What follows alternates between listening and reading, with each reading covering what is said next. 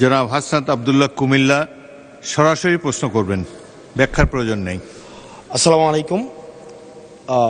যেহেতু শিক্ষা নিয়ে কথা হচ্ছে, আমাদের বর্তমানে মাননীয় স্পিকার, আমরা যদি বর্তমান শিক্ষা ব্যবস্থা দেখি, আমাদের এন্ট্রান্স ইনস্টিটিউশনগুলোতে বিশেষ করে প্রাথমিক শিক্ষায় আমরা দেখছি যে ভর্তি প্রক্রিয়াতে আমাদের এখন দুইটা পদ্ধতি প্রচলিত ছিল। এডমিশন বাই মেরিট আগে প্রচলিত ছিল, এখন সেটা কনভার্ট হয়েছে এডমিশন বাই লটারির মাধ্যমে এখানে বাচ্চাদেরকে ভর্তি করা হয়।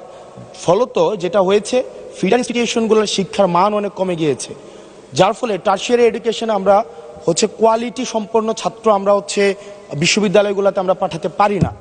এখন মাননীয় মন্ত্রী মহোদয়ের কাছে আমার প্রশ্ন থাকবে, এই যে প্রাইমারি স্কুলে বাচ্চাদেরকে ভর্তি করানোর ক্ষেত্রে আমরা কি ভর্তি প্রক্রিয়াটা আমরা পরিবর্তন করব কিনা, নাকি এই যে এডমিশন বাই লটারির মাধ্যমে আমরা নিব এবং মেরিটকে আমরা সবসময় দমায় রাখবো, নাম্বার ওয়ান।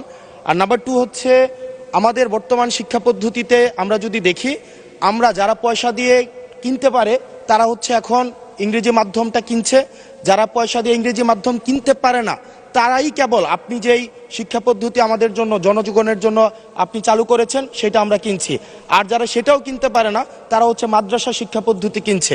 আপনার কাছে প্রশ্ন যে আমাদের বর্তমানে একটা দেশে এই তিনটা শিক্ষা পদ্ধতি যেটা অর্থনৈতিক অবস্থার উপরে নির্ভর করে চলে, এই তিনটা শিক্ষা পদ্ধতি জিয়ে রেখে আপনার কি মনে হয় যে আপনি একটা ইনক্লুসিভ শিক্ষা পদ্ধতি নিয়ে আমাদের দেশটাকে আগায় নিতে পারবেন? ধন্যবাদ।